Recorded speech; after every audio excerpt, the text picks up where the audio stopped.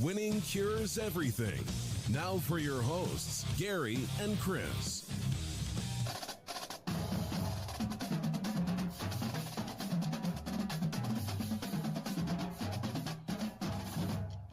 Welcome in. It is the Thursday, June 23rd edition of the show. This is Winning Cures Everything. I am your host, Gary Seegers. You can follow me on Twitter at GaryWCE. Hopefully all of you are having a wonderful, wonderful Thursday afternoon. We got a lot to discuss. As always, the Pac-12 North we are doing today. That is our college football preview. We do that towards the end of the show. I understand that they do not have divisions. You don't have to dive in with that. I know. They did away with divisions. We're still going to go over the teams that were in the Pac-12 North. Along with that, we're going to talk about Arch Manning. But if you have not already, go over to BetUSTV.com and make sure and watch our Wednesday early look ahead to the Week 0 and Week 1 games. Myself and Parker and Kyle for the BetUS College Football Show knocked out 10 games. 10 games. Discussed a lot. And then, of course, we had a Q&A at the end of that. But that does give us the schedule going forward for BetUS, for the BetUS College Football Show. And that will be Tuesdays and Wednesdays at 12 p.m. Central, 1 p.m. Eastern. So go ahead and set your calendar, set your reminders, etc., so that you can dive in with us, so that we can talk all of the gambling lines and picks, etc., for the college football season. We will get started around August 15th, 16th, somewhere around there, 16th or 17th, whatever it is. So just a touch of preview before we get into Week 0 and whatnot. But yeah, we did go ahead and knock one of those out. Along with that, you can watch on there. We talked about Nebraska and Northwestern. At some point, my mind got twisted, and you can go on there and make fun of me for calling Adrian Martinez Aiden Hutchinson like 3 times. I mean, I don't know how I got those two twisted, but I did. You can go watch it for yourself. Let's go ahead and talk first off about this. The College World Series Jello Shot Challenge at Rocco's in Omaha. Lots to talk about with that because I gave you some updates on how much money had been spent thus far, just between the fan bases. Well, I just did a total tally based on these numbers. And, of course, Ole Miss has taken the lead by Born to Party on Twitter buying 2,000 Jello shots for Ole Miss fans. 2,000. I mean, this is the most ridiculous crap I have ever heard of. But at the same time, I got to respect the grind. I got to respect what Rocco's is doing, because when you hear these numbers, you are not going to believe this. Between all of the 8 schools that were in the College World Series, 20,435 shots have already been bought. Now, as you can see on the sign right there, $4.50 per shot. That means that Rocco's has made, just off of Jello shots. Remember, this is a pizza place too, and they sell, regular drinks, etc. So there's a lot that you can consume from there. But just on Jello shots alone, they have brought in $91,957.50. I don't even know what to say. I have no idea. I do have a feeling that Arkansas fans are going to go in there and take back this title. But, I mean, we shall see. There's still quite a bit left. This is Thursday afternoon. I think I'm recording right around the time that Ole Miss and Arkansas are scheduled to play for the winner takes all heading into the championship weekend. But we still got quite a bit of time. One of these two teams is going to make it, and they're going to continue to buy Jello shots. And Rocco's is genius for doing this. So, with that said, we will move on over, write down my times here, to the one, the only, Arch Manning. Now, Arch is officially committed to the University of Texas. He put hashtag Hook'em. He looks like an old man in this picture. I swear to God. Like, I know he's only in high school, but good gracious. He created a Twitter account specifically to come out and just do this in the most nonchalant way. The timing on this is absolutely absurd. Now, we always knew it was going to be between Texas and Georgia, and there were some people that thought Alabama might be involved and whatnot. If you remember, Texas tried to hire David Cutcliffe back in February, and Cut was then hired by the SEC to be assistant commissioner over football or something along those lines, right? So Cutcliffe was able to get in and see Steve Sarkisian's operation, etc. And Nelson Stewart, who is the Isidore Newman head coach, he's Arch Manning's coach, he did come out and say that Sark had a great game plan, a great recruiting plan, etc., that he really sold Texas. And it makes a lot of sense as to why Arch Manning would want to go to the University of Texas. Now, what does get confusing here is the logjam, right? Matt Zenitz tweeted this out earlier. He said, Texas quarterback group moving forward. Class of 2021 top recruit Quinn Ewers. Class of 2020 top 70 recruit Hudson Card. Class of 2022 four-star recruit Malik Murphy. Class of 2023 number 1 recruit Arch Manning. Now, Quinn Ewers and Arch Manning both have perfect 1.000 scores as far as their recruiting profile goes over at 247 Sports. So that is, just absurd. Just absurd. And when you look at this, Hudson Card going into this season and Quinn Ewers going into this season and Malik Murphy all have 4 or more years of eligibility left to play college football. And that's before Arch Manning even steps on campus. So you got a logjam here. Which ones are going to end up being out? And my guess would be that, now the way that this could work, obviously, I'm going to guess that Malik Murphy or Hudson Card decides to transfer out after this season. That's my initial guess. After that, if everything goes according to plan, Quinn Ewers will head off to the NFL after next season, after the 2023 season, which would be Arch Manning's first season. So if you have a really good year this year, and then you have a really good year the next year, Quinn Ewers would only have to play 2 years of college football, so there is a way mathematically that it could work. Arch Manning would basically sit behind Ewers for 1 season. Now, of course, we all thought the same thing when we talked about Spencer Rattler and Caleb Williams at Oklahoma last year. But if you don't play all that well to start off 2023, the fan base gets a little louder, etc. Does Quinn Ewers want to have to deal with that?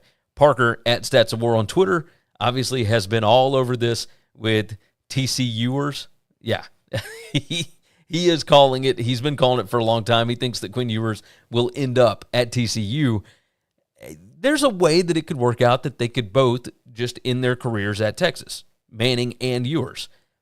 But who knows at this point. But this is a huge get for Texas. A huge get. Steve Sarkisian, if you look at the timeline, all of the different quarterbacks that he has had drafted in the first round, it's tough to argue. It's tough to argue with that. He had Mac Jones 2 years ago. He had Tua Tagovailoa before that, etc. So there's a lot to like with all the stuff that he did at USC as well.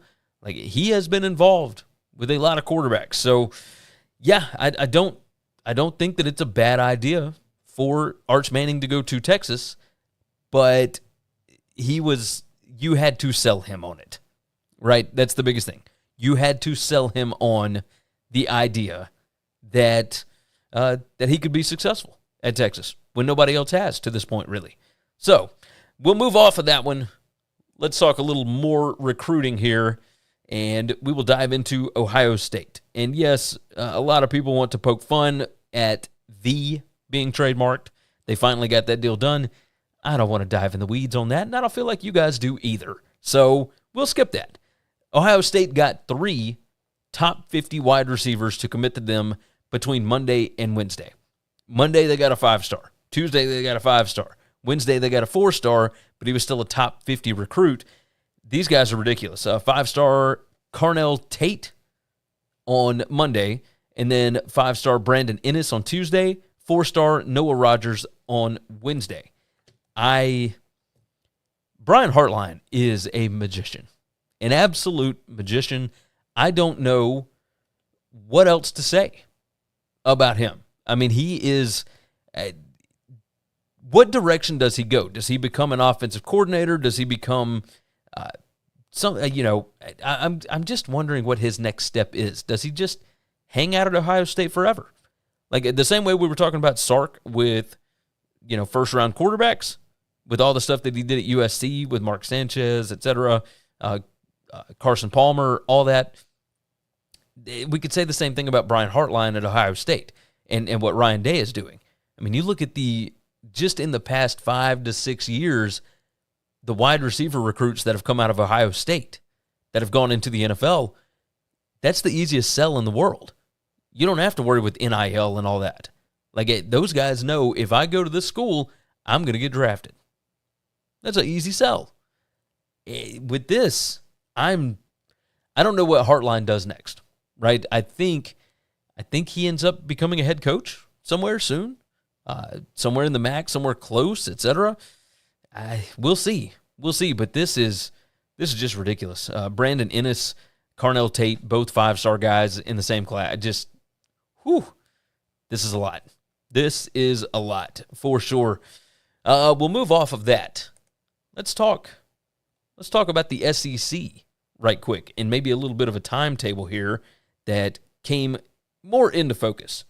Now, we talked about the Big 12 going ahead and adding UCF, Cincinnati, Houston, and BYU to start the 2023 season, and what that would mean having Texas and Oklahoma in the conference. That would mean that you have 14 teams.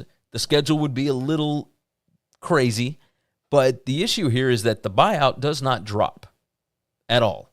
So if Texas and Oklahoma want to leave early, they still are going to have to pay the same price. Their grant of media rights is pretty locked tight, apparently, because there have been people trying to figure out a way to get out of this, and then they finally said, you know what, we'll just play it out. We're not going to pay them. We're just going to leave when it's time. And that appears to be what's happening, because the ESPN chairman, Jimmy Pitaro, reiterated that the Longhorns and the Sooners are not going to join the SEC until 2025, which means that the ESPN SEC contract is going to start in 2024 before Texas and OU join. I'm a little bit shocked that they didn't find a way to get that done earlier, and obviously this is still fluid. They could still find a way to buy out. If things don't go well in 2023, they may try and figure out a way to get it done sooner, but I mean, at that point, you'd have to get it done before the summer of 2024. I mean, it's just, there's a lot that goes into this. It says the Big 12 will be the home of the Oklahoma Sooners and the Texas Longhorns for a few more seasons if a top ESPN executive is to be believed. It says a top executive. Jimmy Pitaro is the top executive at ESPN. He makes a lot of these decisions, so he would know. He would know about all of this. He said in an interview with The Athletic's Richard Deitch that Texas and Oklahoma will indeed remain in the Big 12 until 2025. He said, among other things, that the network will be broadcasting one non-conference game for every SEC team every year, starting with 14 total games in 2024, and they'll be bumping it up to 16 total games in 2025 when Oklahoma and Texas join the conference. That seems a little strange, right? Are they going to put all of the other non-conference games on ESPN Plus, etc.? You know, we haven't seen the full details about all of this yet. So with that, I don't know exactly what to make of this. But, I mean, you are going to have 16 non-conference games between all these teams. Now, you'll have 16 times 4 at that point, unless we move into a 9-game schedule, which it appears that the current ESPN contract with the SEC does not give the SEC any more money to play 9. So we may be looking at a 1-7 model. I mean, just go ahead and prepare for that. Go ahead and prepare for it. It's very interesting. Very, very interesting. All right. With that said, I do want to go ahead and say RIP to Jaylon Ferguson, 26-year-old, was from Louisiana Tech, drafted into the NFL. He is the FBS overall sack leader. That is way too early. Way too young to be passing away. Some crazy stuff apparently going on outside of Baltimore. From what I understand, I haven't read too much into it, but just a sad, sad situation. And then along with that, we did lose Goose over the past few days. Tony Saragusa, former Pitt defensive lineman, of course, was part of that big-time 2000 Ravens defense. He was only 55 years old. He was a Fox broadcaster, sideline reporter. So, yeah, you obviously you hate to report on stuff like this, but I felt like it was probably important to go ahead and at least mention it for sure. So, a little bit of respect. With that, we're going to go ahead and hit some ads, and then we will jump into the Pac-12 North. Let's take a break from the show for just a minute to give you some info on things you should know about. Visit winningcureseverything.com to find everything you need to know about us, including full shows in video or podcast form, our gambling picks, our store, the gear we use, and more. Subscribe to us on YouTube to get not only the full shows, but individual segments, along with other goodies as well.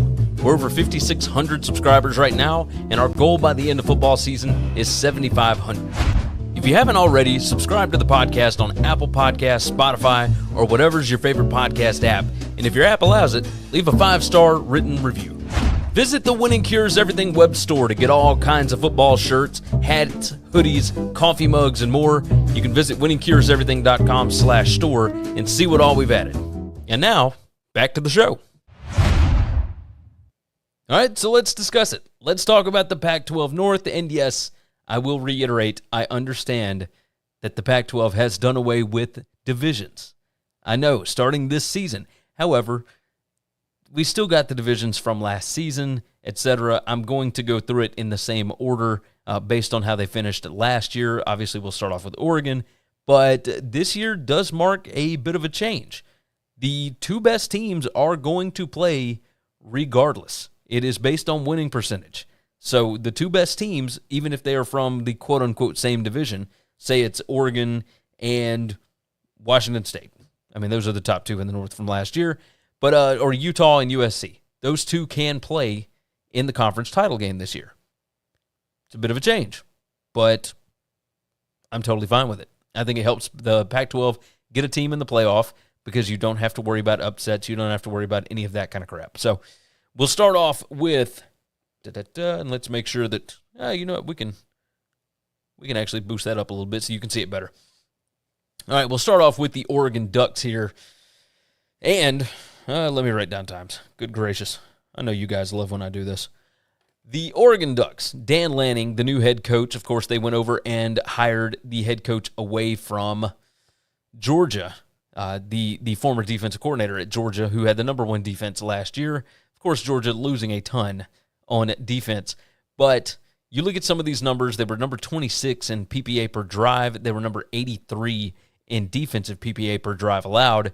Give you a PPA margin of number 44. So last year, not great. Like, remember, they stayed in the top 6 for a long time until late November when they got shellacked by Utah. But the numbers were never there. They held on to that win over Ohio State in week 2 like it was gold for the longest time. And it was an interesting conundrum because obviously the numbers showed you that they were not a great team, even though they were stacking up wins against weak competition. You had to have them go up against somebody decent, and they went up against Utah, but they had that win over Ohio State, and the playoff committee did not know what to do with them whatsoever. Looking at their season win total, looking at their season record, 10-4 last year. Their post-game win expectancy was 9.74 and 3.26. So very close to that 10-3. They went 10-3 before the championship game, obviously. But yeah, 10-2 before the championship game. So yeah, that's about what they were supposed to be. 10-3 between that and the championship game. This team returns 61% of their production from last year, but I don't know that you would believe it if you just started going down the roster and looking. Their roster strength is actually sitting at number 11. I was slightly shocked at that. I know that they've got a stacked defense. Defensive roster strength actually number 6, courtesy of our guys over at CFB Winning Edge. But this was a little bit surprising. The returning production, not great. Well, let's start off with the offense here. The new offensive coordinator, Kenny Dillingham, he was at Florida State. He was at Auburn. He was at Memphis for a while. He has really worked one season with Gus Malzahn, and the rest of the time he's been with Mike Norvell, but he did know Dan Lanning. Dan Lanning, of course, used to work at Memphis under Mike Norvell. He was at Alabama for a bit, went to Memphis, then went to Georgia, and developed into this defensive coordinator guru, whatever. Still really young guys. But don't forget, Bo Nix, of course, has a relationship with Kenny Dillingham from when he was at Auburn back in 2019. I expect that Bo Nix is going to be the starter based on spring game, based on all of the intel that I've heard out of Eugene. I got to know who is going to be the skill position playmakers. Maybe it's UCLA transfer Chase Cota. He's coming in. The offensive line is going to be strong, and I think that Bo Nix is going to have more protection at Oregon than he had even at Auburn, right? That on top of the fact that I don't know how many edge rushers you're going to be dealing with the likes of what you saw in the SEC when you're in the Pac-12. I think this is a bit of a downgrade in competition for Bo Nix, which could certainly be a good thing for him in his last year as a college quarterback. On top of that, I mean, this team is going to benefit greatly, I think, from having a new philosophy on offense, right? Dillingham is a young guy that is going to like to push the ball. He's going to be aggressive. This team only averaged 11 drives per game last year. That's 8th fewest. They only attempted 19 fourth downs. That was number 87 in the country. I would expect that we will see a massive change, and you are not just going to be this rushing juggernaut, right? Last year, rushing success rate, they were number 3 in the country, but passing success rate number 64. And a part of that is the fact that Anthony Brown was maybe better at designed runs than he was at throwing the football. Bo Nix, I think, can be both. Bo Nix not great at designed runs, but he can certainly escape the pocket. I mean, you all saw what he did against LSU last year. Just absolutely absurd. So the offense is going to look a little bit different, and I think it'll be better. One thing that could change, they were number 18 in the country in turnover margin last year. You get aggressive, you start taking a few more risks, that turnover margin might change a little bit. So we'll move on down to the defense. Defense should certainly be aggressive under Dan Lanning. You know, they've got the pieces to be able to do almost anything that they want to do. They are stacked, even with losing Kayvon Thibodeau, of course, to the NFL. Linebackers are going to be awesome, led by Noah Sewell, and Justin Flo was supposed to return this fall. Everything appears good with him after missing most of the spring. They got 5 defensive linemen with 330-plus snaps that played last year. Secondary added transfer Christian Gonzalez to go with the cornerback Hill and the safety Stevens IV. This defense is stacked, absolutely stacked. That first game against Georgia, those rosters are not that far off. They're really not. With what Georgia has coming in, these brand new faces and whatnot, I'm interested in what these two teams look like. Does Oregon come out intimidated right off the bat? Like, that line is 17.5. It's just ridiculous. The top players here, Bo Nix, Noah Sewell, Brandon Dorlus, the defensive tackle, Chase Cota from UCLA. I wanted to say USC so badly. Sam Taimani, transfer in defensive lineman, and Christian Gonzalez, of course, the cornerback coming over from Colorado. They stacked up from the transfer portal. Did a pretty good job, hit very specific areas of need, and I think it was very smart for them. As far as keys to the season here, returning 9 of 12 regulars on the offensive line and defensive line, which is a great starting point. You got to make sure that you are strong in the trenches here. You got to figure out the running position after losing Dye and Verdell. Is it a new and improved Bo Nix? How does he come back from his injury last season? You know, he was really good for Auburn before the injury. They started out 6-2 last year. Or does he end up being sporadic? Is he not great once he gets into game time, et cetera? What do you end up doing with Ty Thompson? Is Ty Thompson going to end up starting before the end of the year? If that's the case, things have probably not gone well. On top of that, how different does this team look with Dan Lanning compared to Cristobal? Cristobal was very risk-averse. He was aggressive on defense, but as far as offense goes, he never wanted to take chances. This is going to be different, I think. I think Dillingham is going to be aggressive, and then you got to look into how is the defense going to change under Lanning as opposed to what Cristobal was able to do there. My record prediction for them is 9-3. So I've got a loss to Georgia, I've got a loss to Cal, and I've got a loss to Oregon State. Now, at the same time, this team is talented enough, they should beat everybody on the schedule. I've got a win over BYU at Washington State, Stanford, Arizona, UCLA, Colorado, Washington, and Oregon State. Oh, I said a loss to Oregon State. I've got a loss to Utah again. But would it shock me to see them win all these games? It wouldn't shock me if they beat Georgia in week 1. Nothing would shock me about this, but Dan Lanning, of course, coming in as a first-time head coach, that is going to be a little bit tricky. So I do expect some losses and maybe some in spots that you wouldn't expect, like, for instance, going to Cal. So 9-3 is where I have the Oregon Ducks. Next on the docket, the Washington State Cougars, led by another new head coach, Jake Dickert. Now, he led this team to a 4-3 record down the stretch before losing the bowl game.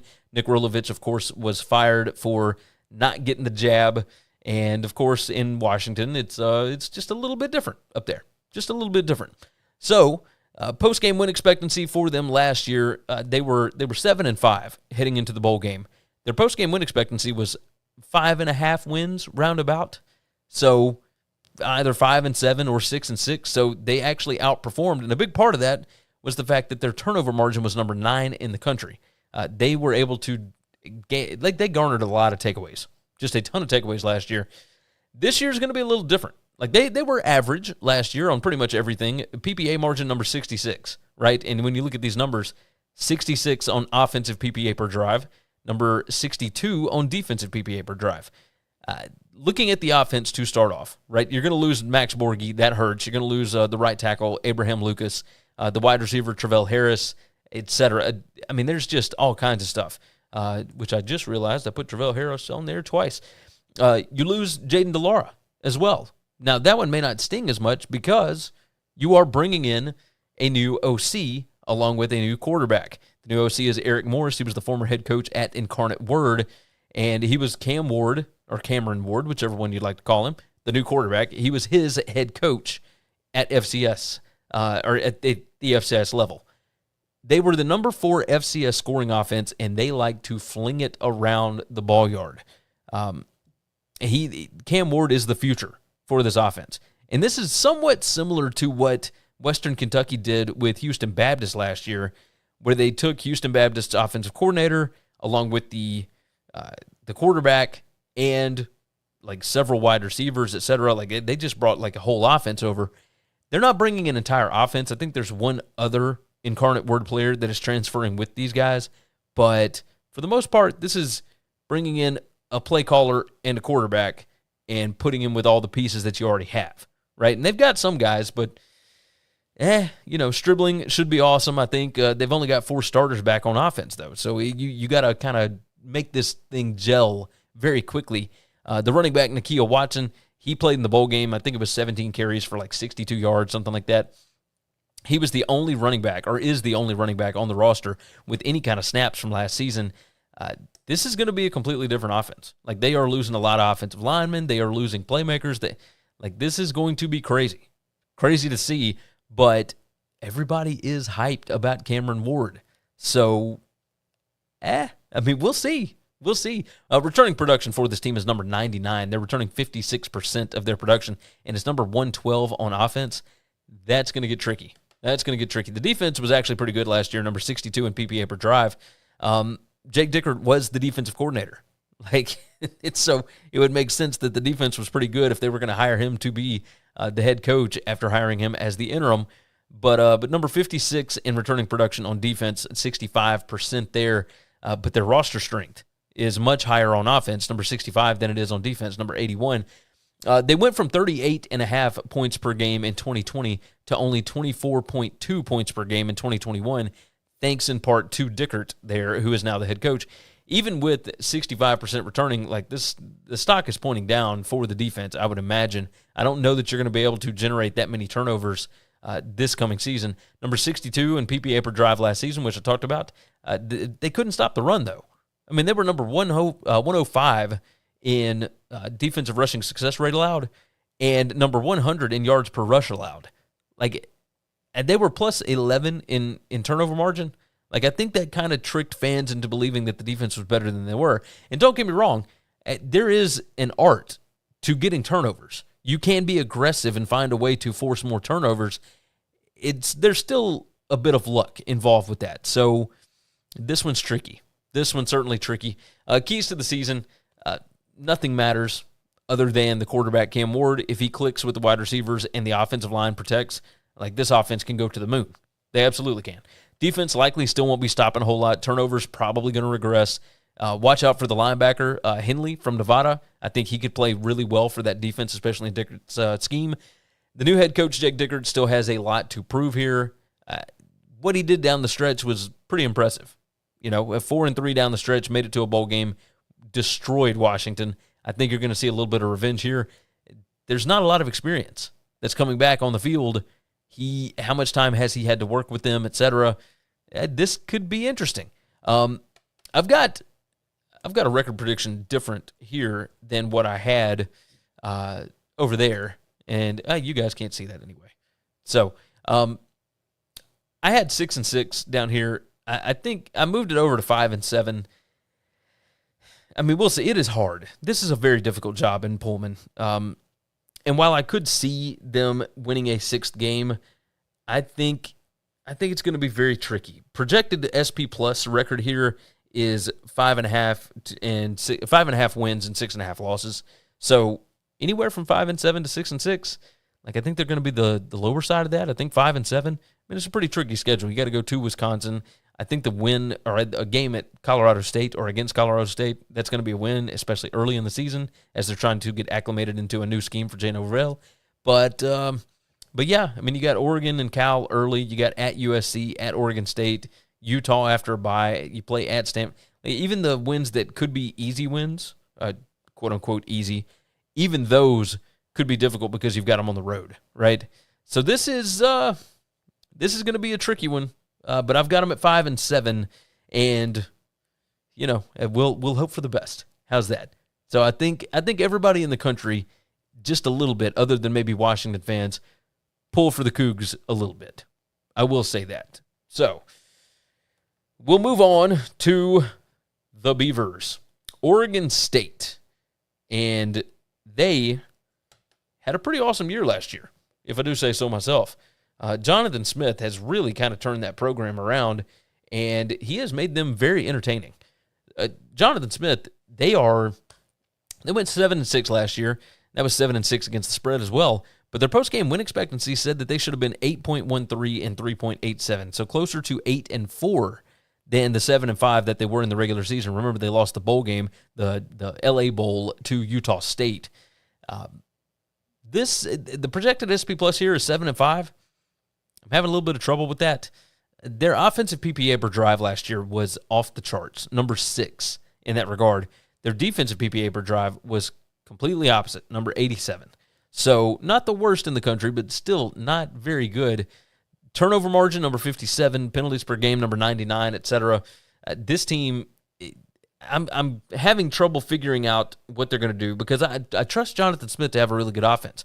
But they lost some big-time playmakers.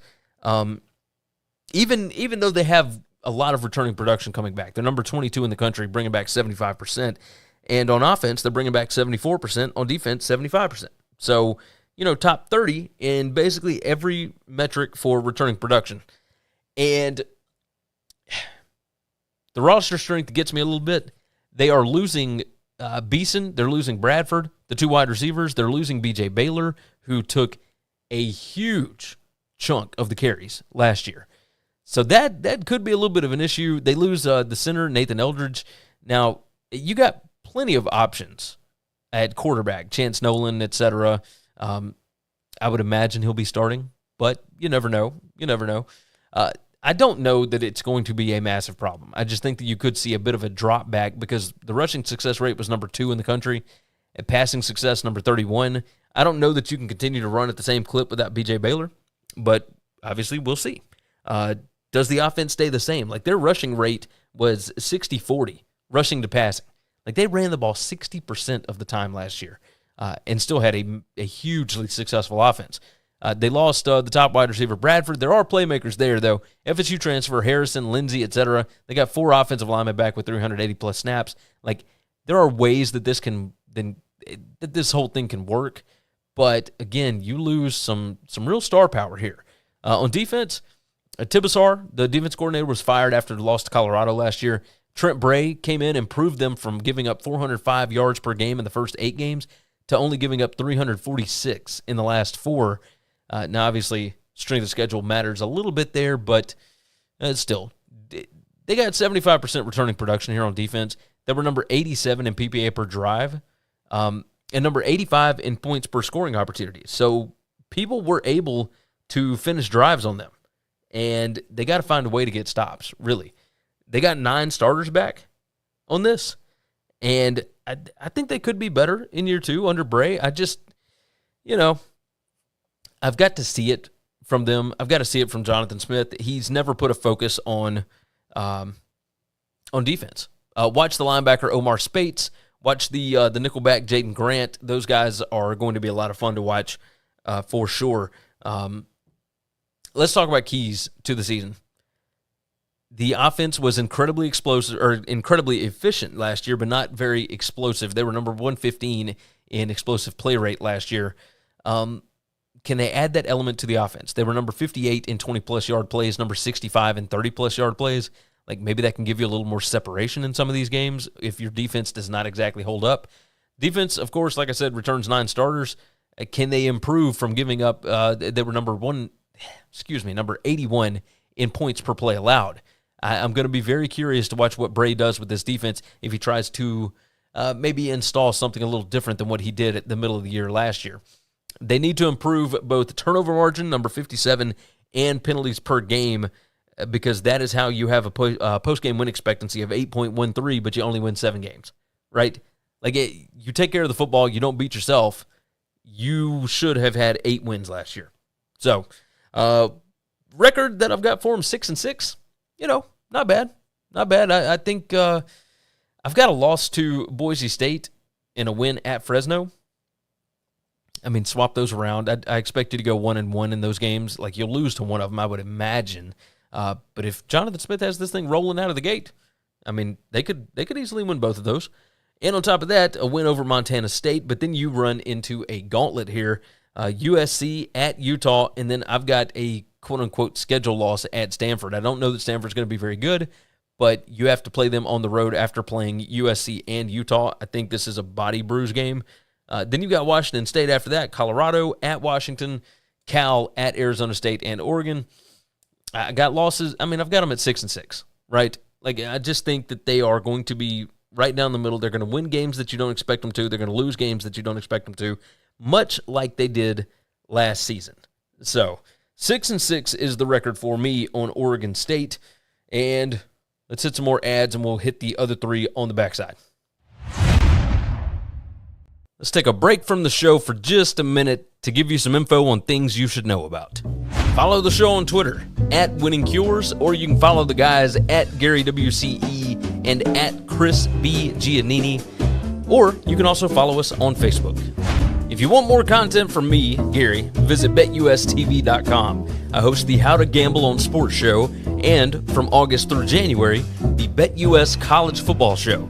You can subscribe to both on YouTube. Got your own podcast or web show, looking to start one, or you're just curious how we look and sound so good?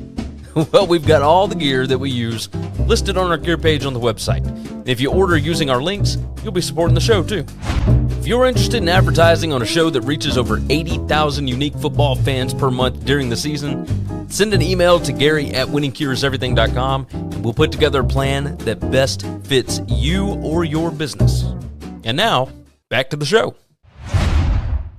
All right, we will continue on with the Cal Bears, and Justin Wilcox had an opportunity last year to head to Oregon to take that job, and he did not do it, which I'm a little surprised by. Went 5-7 last year, went 7-5 against the spread. Their post-game win expectancy says that they should have won 6 games. The turnover margin was good, but the penalties per game, number 75, that wasn't great. Their offensive PPA per drive was actually not bad, number 58 in that spot.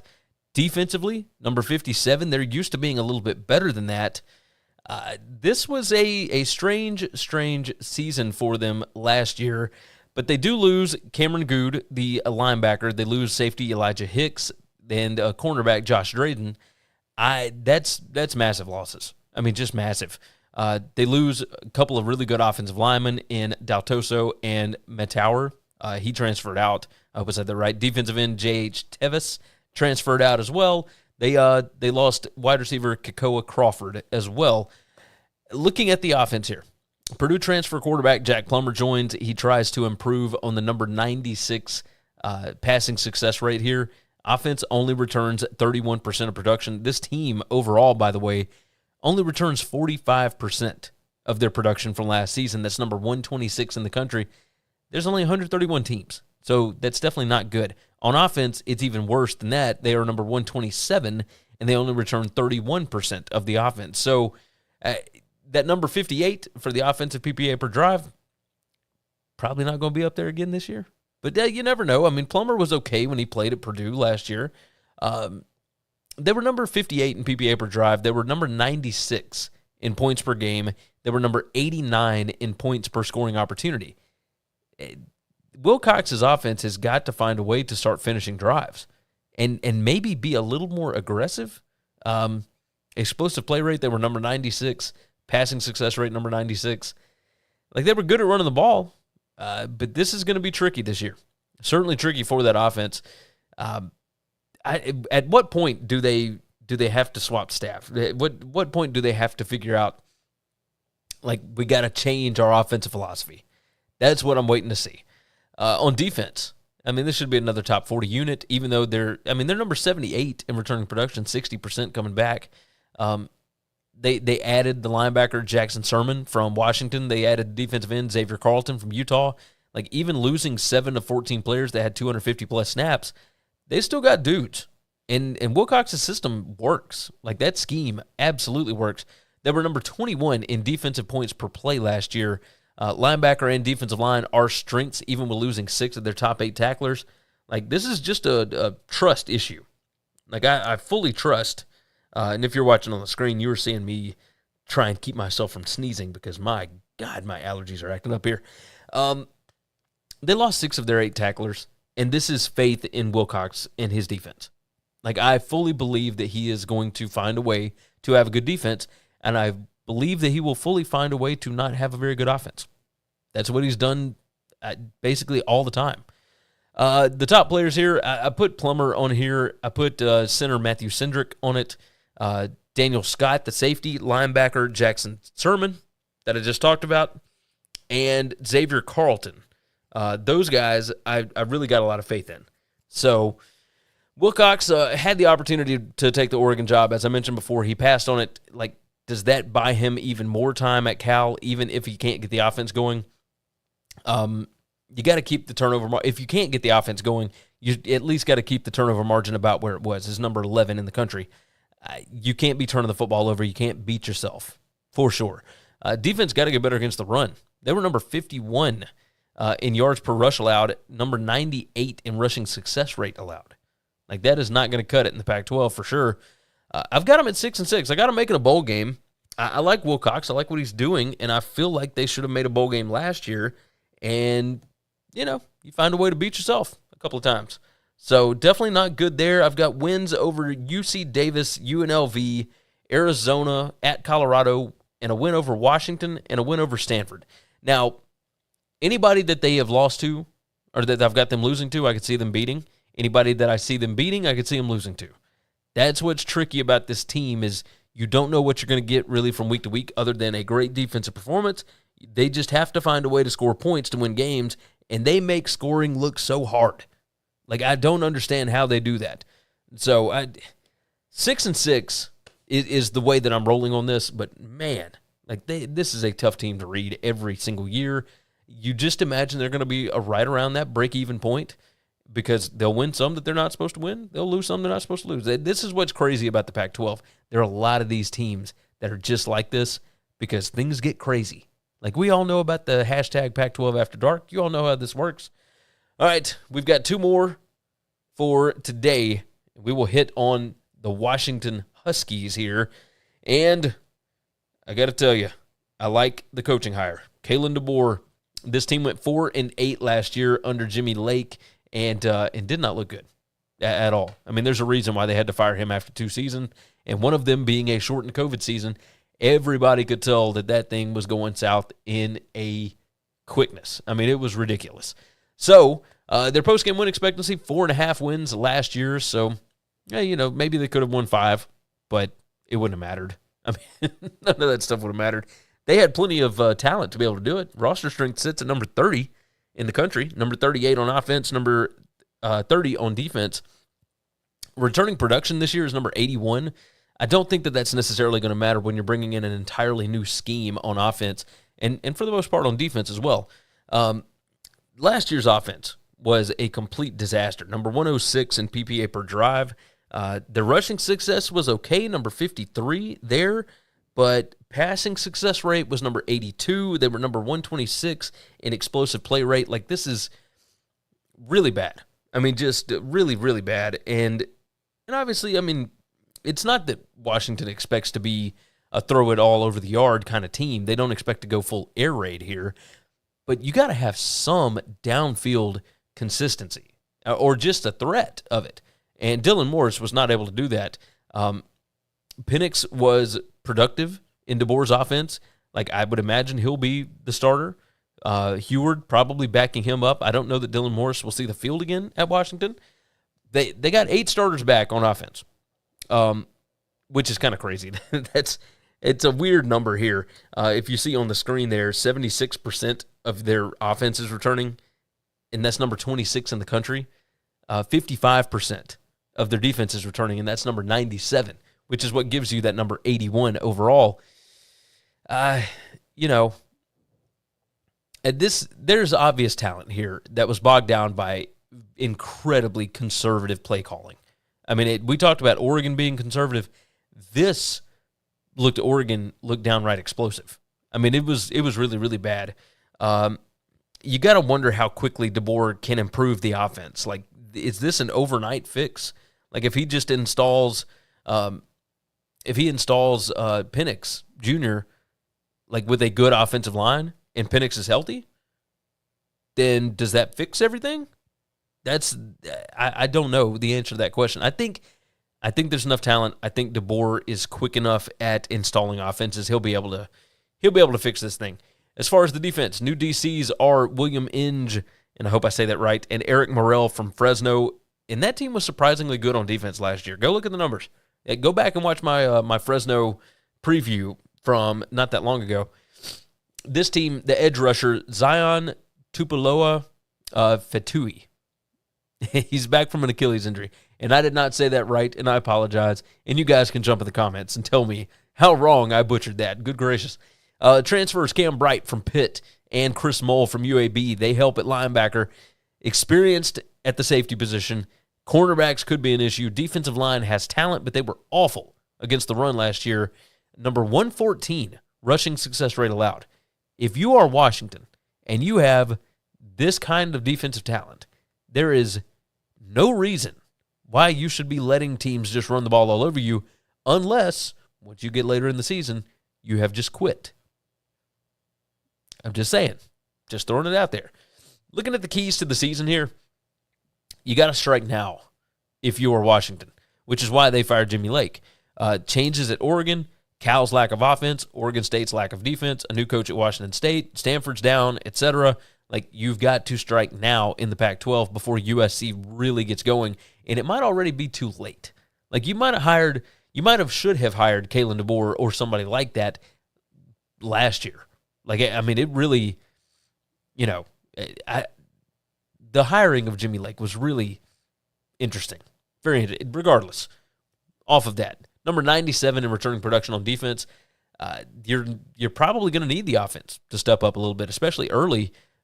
You start out with Kent State, Portland State, and Michigan State. And then you dive into conference play against Stanford, and then you got 2 road games back-to-back at UCLA, at Arizona State. Expect the turnover margin to clean up. I mean, they were number 111 in turnover margin last year. The change in quarterbacks should help clean that up just a little bit. But even still, like, you're going to be taking more risks, which is crazy. Like, as conservative as they were last year, that turnover margin is putrid. Penalties per game is perfectly fine here. I've got this team going 8-4. I trust DeBoer, and I like their schedule enough that I think that they can be successful this year. And so I'm going to roll with Kalen DeBoer to take them to a bowl game, to completely flip the record.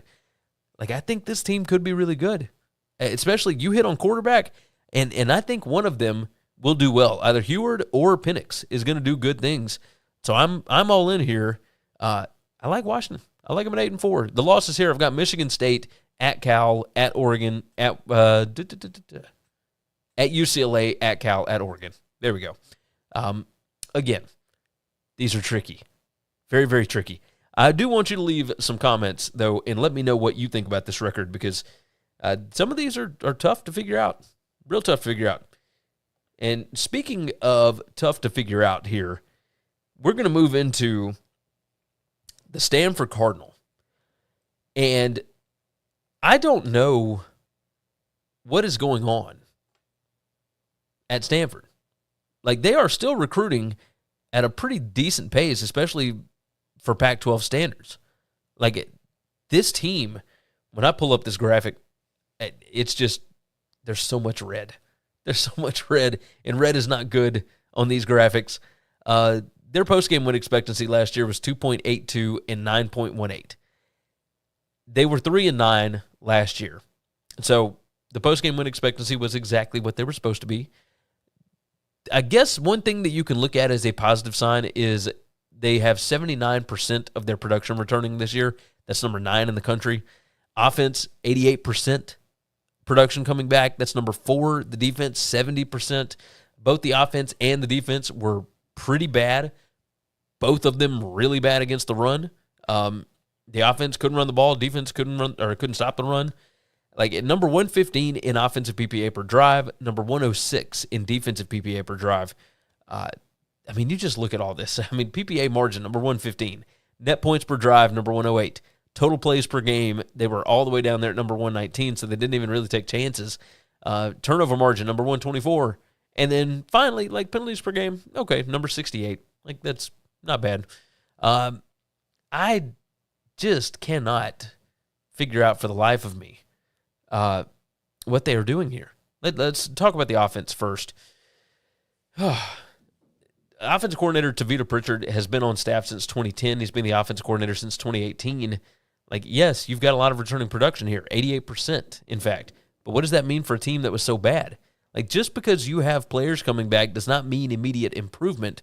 Like, if you bring back crap players, they're still likely going to be crap. So were these players crap, or was there something else going on? I understand, like, the wide receiver Higgins, et cetera, McKee even, like, they all missed time with injuries at certain points last year, et cetera. There were a lot of injuries. I get that. Totally makes sense. But I mean, they were so bad, and I cannot figure out how to make them jump up, right? Tanner McKee returns. After they beat Oregon, they lost 7 straight to end the year, and the offense had less than 5 yards per play in the last 5 games. And I understand McKee missed 2 of those. I got you. But even when he did play, like, this offense was not good.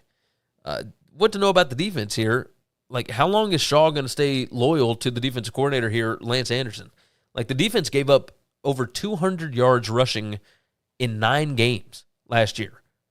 That's putrid. 5.74 yards per rush for the entire season. They gave up 33 rushing touchdowns. Like, this defensive line had talent. And now they lose 2 defensive ends, a defensive tackle, and 2 linebackers, etc.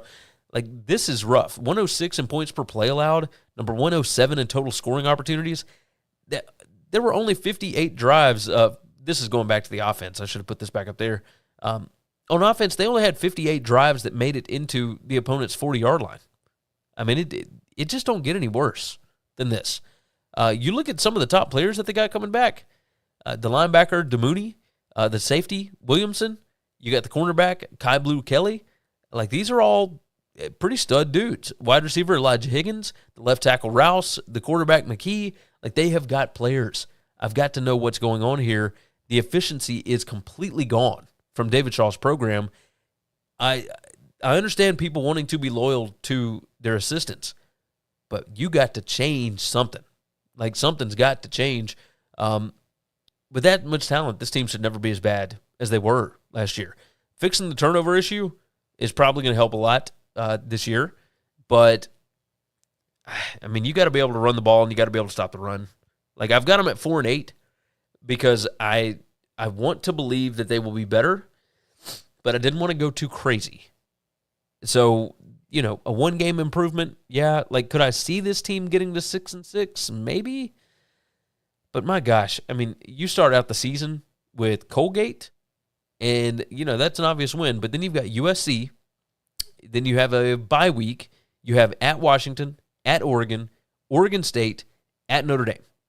Now, I've got a win over Oregon State here because I didn't want to believe that they would open up, 1-5. But after that, I mean, it doesn't exactly get a lot easier. You play at UCLA, Washington State, at Utah, at Cal, BYU. I mean, if this is what's so tricky about this. At Stanford, like, you already know that you haven't been very good for, like, the last, 3 years-ish, somewhere around there. Like, things have not been great. Why would you, if you already schedule Notre Dame in the non-conference every year, why would you ever add BYU? That just doesn't make any sense to me. Like, because I think that they're going to lose to BYU and Notre Dame this year. And then you've got that whole conference schedule where your road games are Washington, Oregon, UCLA, Utah, and Cal. Like, I don't know that they're going to be favored in any of those. Like, this is just a tough situation here for Stanford. I've got them at 4-8. Maybe they'll do better. Like, I like Stanford. I've been to Stanford. I want them to do well. I like David Shaw. Yeah, I mean, he's an old school kind of guy, but I don't see a lot of great things coming on the horizon for the Cardinals. So that is going to wrap up our show for today. We went almost a full hour. Hopefully you are enjoying these college football previews. All the Arch Manning news kind of took precedence today. I know all of the different college football podcasts and shows are leading with that. So the fact that we led with the College World Series, maybe a little bit different. Jump into the comments on YouTube. We would love to hear from you. I want to know what you guys think of the show. Along with that, share it out. Tell your friends about it. All that. Go and check out the BetUS College Football Show from Wednesday with myself, Parker Fleming, and Kyle Hunter. We went over 10 games there, so go and check it out, betustv.com, or you can just search for it on YouTube. I've got a link in the description for it, so very easy to do there. With that said, I think it is time for us to leave. You guys have wonderful, wonderful weekends. Take care of yourself, take care of each other, and hopefully all of your tickets cash this week. Thanks for listening to the Winning Cures Everything podcast. The website is winningcureseverything.com, and if you want to connect with us, we're on Twitter at GaryWCE, at Chris B. Giannini, at Winning Cures, or you can email us, Gary at winningcureseverything.com or Chris at winningcureseverything.com. Subscribe everywhere you need to subscribe.